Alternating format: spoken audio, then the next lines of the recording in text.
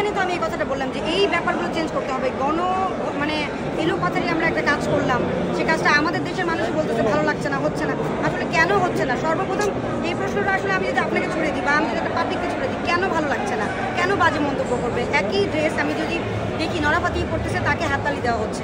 যখন আমরা পড়তেছি, আমরা যখন ডান্স করতেছি, আমাদেরকে বলা হচ্ছে বডি দোলাচ্ছে। কেন? এটা কেন আপনাদের দেখতে হবে? এই প্রশ্নই বা কেন আপনাদের করতে হবে?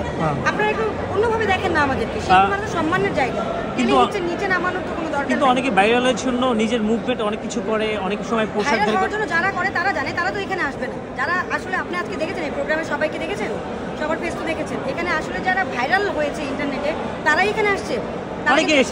অনেকে এসছে, তারা দেখেন বসার জায়গা পাচ্ছে না। সো তারা আর অরিজিনাল আর্টিস্ট, এটা হচ্ছে ভিন্ন জিনিস। আপনি বসার জায়গা পেয়েছেন? অবশ্যই, কেন না? আচ্ছা আচ্ছা আচ্ছা।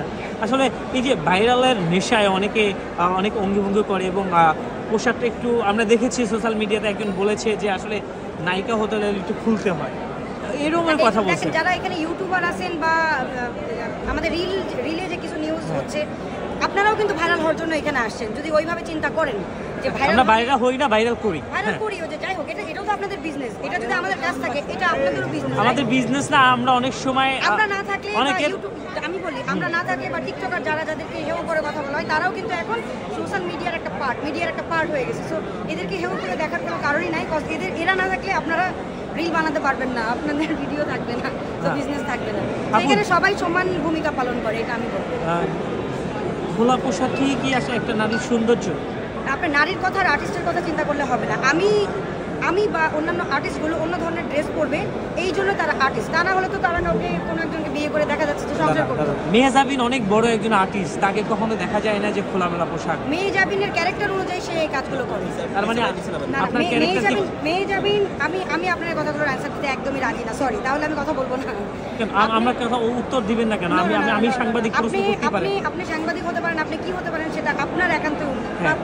না সে তো একজন, আপনি বলেছেন এখনকার যে ব্যাপারগুলো হচ্ছে, যে এখনকার যে উপস্থাপনার যে ব্যাপারগুলো হচ্ছে, উপস্থাপনা ঠিক মতো করা হচ্ছে না। শিল্পীদেরকে জিজ্ঞেস করা হচ্ছে আপনি সাকিব খানকে পেলে কি করবেন, এটা আপনার কোশ্চেনে হতে পারে না। তাহলে আপনার ইউটিউবারের সাথে আমি কথা বলবো না। তো আপনি যদি মানসম্মত ইউটিউবার হন, মানসম্মত কথা বলতে হবে। আপনারা এইরকম কিছু সাংবাদিকদের জন্য আমাদের মিডিয়াটা একেবারে নিচে চলে যাচ্ছে। এই প্রশ্ন আপনি করতে পারেন না।